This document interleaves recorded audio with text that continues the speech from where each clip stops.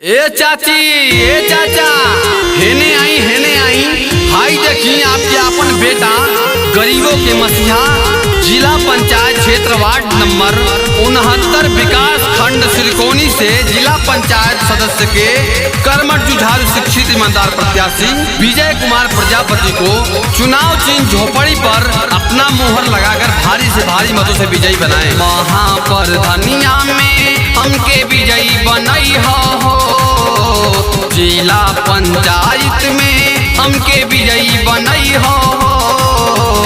ए चाची वोट हमरे के दी हो, ए चाचा वोट हमरे के दी हो।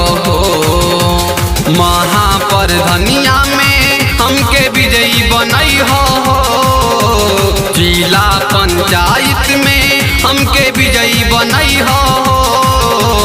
ए भौजी वोट हमरे के दी हो, ए भैया वोट हमरे के दी हो। आप सभी ग्रामवासियों से हाथ जोड़कर विनम्र निवेदन है कि विजय कुमार प्रजापति के चुनाव चिन्ह झोपड़ी पर अपना कीमती मुहर लगा करके भारी से भारी मतों से विजयी बनाए विजय प्रजापति को।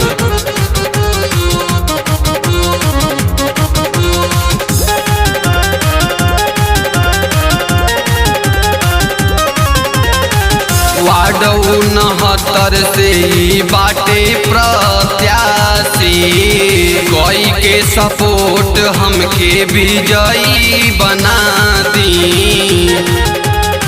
चाची सुनी समझी गरीबवा गरीब के लाचारी वोट लेके बाद में अमीर दे गाड़ी। पक्का घर बनी जितला पर तोहरो मड़ैया हो, पक्का घर बनी जितला पर तोहरो मड़ैया हो। ए दादी वोट हमरे के दी हो, ए बाबा वोट हमरे के दी हो।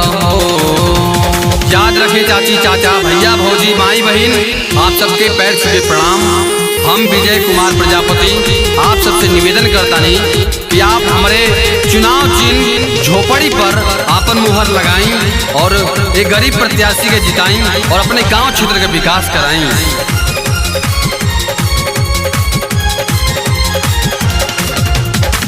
वृद्धा पेंशन विधवा पेंशन दी है बनाई, राशन कार्ड रोड चकरोट बनी जाई।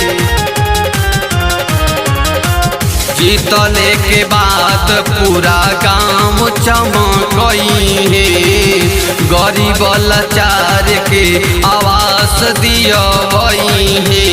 सेवा सब कर करी चाची विजय प्रजापति हो, सेवा सब कर करी काका विजय प्रजापति हो।